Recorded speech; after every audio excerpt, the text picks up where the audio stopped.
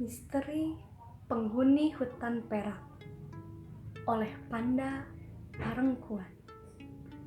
Di sebuah desa, tinggallah seorang bangsawan dengan anak lelaki bernama Dushan. Dushan disekolahkan di sekolah musik di kota. Belajarlah yang tekun di kota.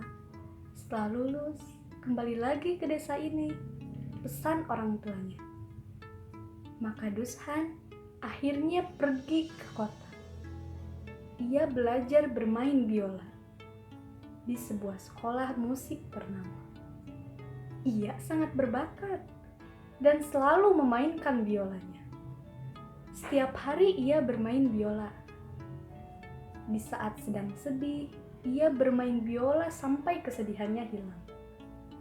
Di saat gembira, ia juga sering bermain bola sampai gadis-gadis di sekelilingnya berkeliling menari-nari. Walau sudah ahli bermain biola, Dushan masih merasa belum sukses. Ia belum mau kembali ke desanya. Maka ia pun berpetualang bermain musik dari kota ke kota.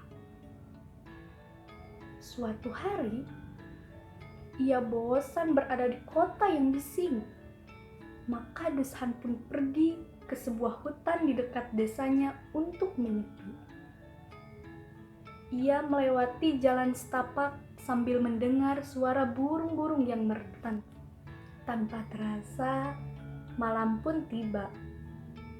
Bulan muncul di ujung pohon yang tinggi.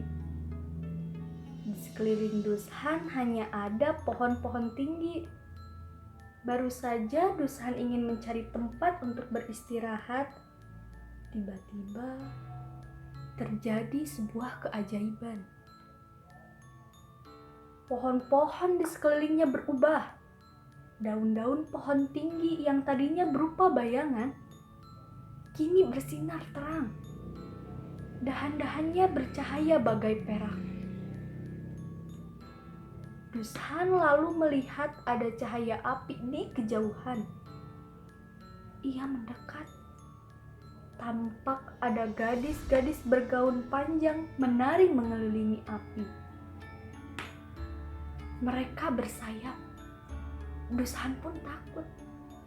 Ia jadi teringat pada legenda hutan perak yang sering diceritakan orang-orang di desanya,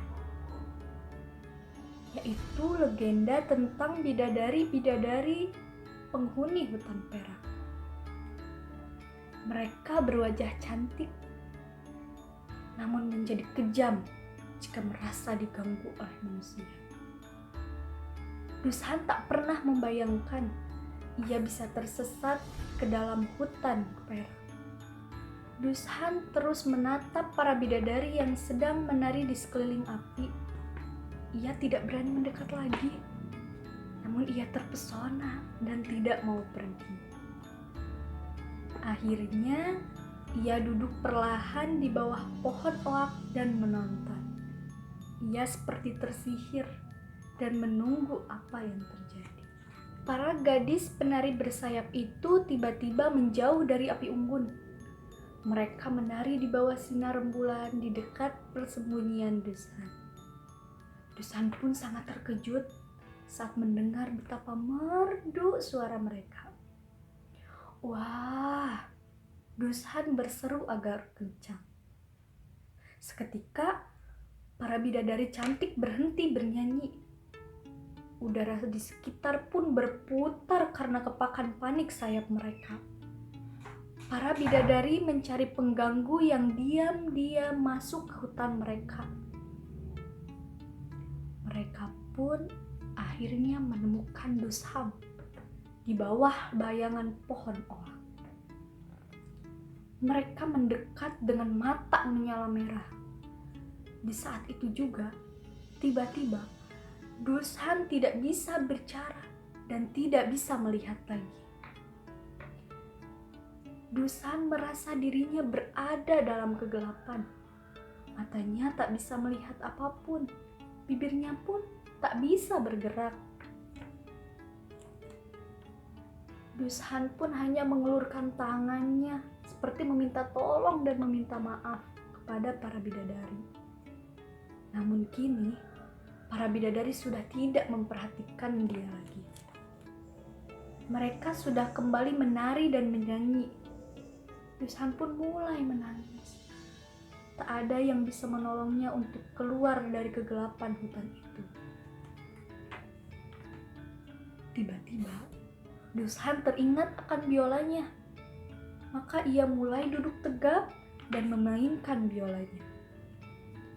Ia memainkan biola sambil membayangkan hutan yang gelap dan bercahayakan bulan. Dengan musik, ia bercerita tentang merdunya suara para bidadari. Ia lalu memainkan musik sedih yang menggambarkan kesedihan hatinya karena tak bisa melihat dan tak bisa bicara.